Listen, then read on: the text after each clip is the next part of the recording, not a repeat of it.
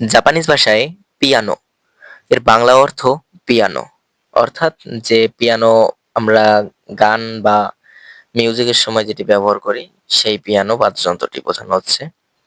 এটা যে যদি আমরা ৩টি বাক্য তৈরি করি তাহলে বুঝতে আরো সুবিধা হবে। প্রথমে যেটি আছে পিয়ানো ও হিকিমাস এর বাংলা অর্থ পিয়ানো বাজাই। পিয়ানো রেনশু ও শিমাস এর বাংলা অর্থ পিয়ানো অনুশীলন করি। এরপরে যেটি আছে পিয়ানো কনসার্টো নি ইকিমাস এর অর্থ পিয়ানো কনসার্টে যাই। এরপরে যেটি আছে গেনকিন এর অর্থ নগদ।